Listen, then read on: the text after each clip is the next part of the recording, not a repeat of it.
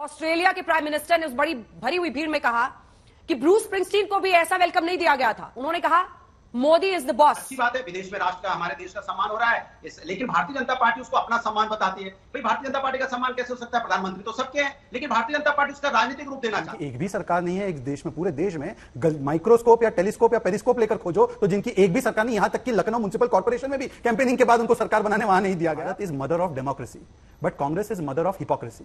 Congress is mother of hypocrisy and India is mother of democracy. एक व्यक्ति है जो अब तो संसद में बैठने के लायक भी नहीं बचा, वो जाकर कहते हैं कि भारत में लोकतंत्र नहीं बचा, चुनाव जीतने पर लोकतंत्र नहीं बचा, आइए हस्तक्षेप कीजिए। यह भारत का मान बढ़ाना है क्या? नमस्कार दोस्तों, स्वागत है आप सभी का। आप देख रहे हैं हिंदुस्तान पॉइंट ऑफ व्यू। दोस्तों, आज की डिबेट होने वाली है बीजेपी के प्रवक्ता शहजाद पूनावाला और समाजवादी प्रवक्ता अनुराग भदौरिया के बीच में। दोस्तों, जब अंजना ओम कश्यप ने इस भदौरिया से पूछा कि क्या आपको भी गर्व का अनुभव हो रहा है जो हर हिंदुस्तानी को हो रहा है, तो अनुराग भदौरिया भी यहाँ नहीं रुका और दोबारा बीजेपी पर राजनीति करने का निशाना साधा। तभी शहजाद पूनावाला ने इस हरे कुर्ते को बिना तेल और साबुन का धो डाला। दोस्तों, यदि आप चैनल पर नए हैं या चैनल को अभी तक सब्सक्राइब नहीं किया है तो प्लीज़ चैनल को सब्सक्राइब किए बिना मत जाइएगा। तो चलिए हम लोग मेन वीडियो को स्टार्ट करते हैं। अनुराग भदौरिया जी, क्या आपको भी वही गर्व का एहसास हुआ जो अन्य भारतीयों को हो रहा है जब ऑस्ट्रेलिया के प्राइम मिनिस्टर ने उस बड़ी भरी हुई भीड़ में कहा कि ब्रूस स्प्रिंगस्टीन को भी ऐसा वेलकम नहीं दिया गया था? उन्होंने कहा Modi is the boss. Hindustan बहुत बड़ा देश है और हिंदुस्तान का सम्मान हमेशा से होता आया है। पहले भी देश के प्रधानमंत्री रहे हैं, देश के राष्ट्रपति जी रहे हैं, चूंकि हिंदुस्तानी होने पे हम सबको गर्व है और हिंदुस्तान का सम्मान हमेशा से विदेशों में आगे रहा है। लेकिन मेरा सवाल दूसरा रहता है। अच्छी बात है, विदेश में राष्ट्र का, हमारे देश का सम्मान हो रहा है, लेकिन भारतीय जनता पार्टी उसको अपना सम्मान बताती है। भाई भारतीय जनता पार्टी का सम्मान कैसे हो सकता है? प्रधानमंत्री तो सबके हैं, लेकिन भारतीय जनता पार्टी उसका राजनीतिक रूप देना चाहती है। भाई आप बताइए, आपके देश में अगर देश की बात कर लें तो पूरे साउथ में आपकी सरकार नहीं है, आपकी हैदराबाद आंध्रा में आपकी सरकार नहीं, तमिलनाडु आपकी सरकार नहीं, केरला में आपकी सरकार नहीं, कर्नाटक में आपकी सरकार नहीं, बिहार में आपकी सरकार नहीं। तो आप ये बताइए, आज छत्तीसगढ़ में आपकी सरकार नहीं, तो राजस्थान में आपकी सरकार नहीं। तो देश को उन्नति करने के लिए तो दूसरे दल भी तो अपनी मेहनत करते हैं ना।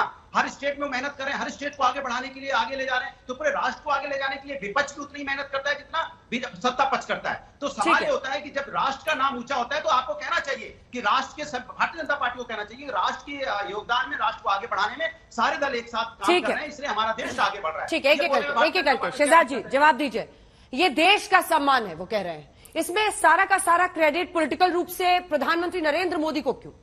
देखिए, ऐसा है, आज तो मुझे लगा कि ऐसी चर्चा होगी जिसमें दो पक्ष होंगे ही नहीं, क्योंकि आज तो भारत के और राष्ट्र नीति के और विदेश नीति के विषय पर हम बात कर रहे हैं, तो सभी एक ही पक्ष के होंगे। परंतु इसमें भी दो पक्ष हो गए और अपना सम्मान का उदाहरण ये होता है कि जीते जी अपने आप को भारत रत्न देना, शौचालय से लेकर एयरपोर्ट तक 400 स्कीम का नाम एक परिवार के नाम पर रखना, और जिनकी एक भी सरकार नहीं है एक देश में, पूरे देश में माइक्रोस्कोप या टेलीस्कोप या पेरिस्कोप लेकर खोजो तो जिनकी एक भी सरकार नहीं, यहां तक कि लखनऊ म्युनिसिपल कॉर्पोरेशन में भी कैंपेनिंग के बाद उनको सरकार बनाने वहां नहीं दिया गया। वहां पर नगर निगम के नाले साफ करने की जिनको वहां पर लोगों ने इजाजत नहीं दी, वो लोग राष्ट्र की बात करें तो ठीक, और भारतीय जनता पार्टी जब कहे कि ये राष्ट्र का सम्मान है। और मैं क्यों कहता हूं, देखिए ऐसा है, Bharat is mother of democracy but Congress is mother of hypocrisy.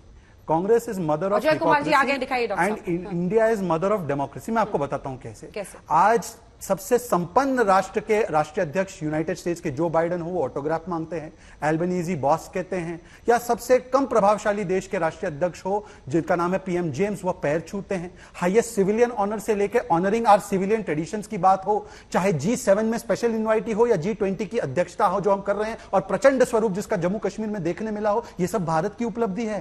पर भारत की उपलब्धि पर मातम मनाना, छाती पीट पीट कर, और भारत के खिलाफ सुपारी लेकर भारत बदनामी ब्रिगेड बनने का काम आज कोई नकारात्मकता के गर्द में फंसे हुए और मोदी विरोध में धसे हुए लोग कर रहे हैं। मतलब कि मोदी विरोध करते करते भारत का विरोध। एक व्यक्ति है जो अब तो संसद में बैठने के लायक भी नहीं बचा, वो जाकर कहते हैं कि भारत में लोकतंत्र नहीं बचा, चुनाव जीतने पर लोकतंत्र नहीं बचा, आइए हस्तक्षेप कीजिए। यह भारत का मान बढ़ाना है क्या?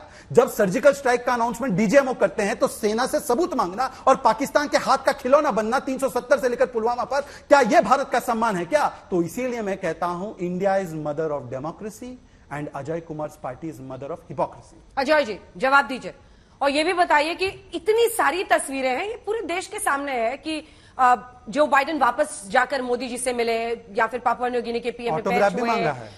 ऑटोग्राफ मांगा, द बॉस कहा आज भरी महफिल में। लेकिन जयराम रमेश जी ने एक अलग सा वीडियो निकालकर कि नोबडी टू हग लिखा। क्या पीएम का अपमान करके कांग्रेस का सम्मान बढ़ता है?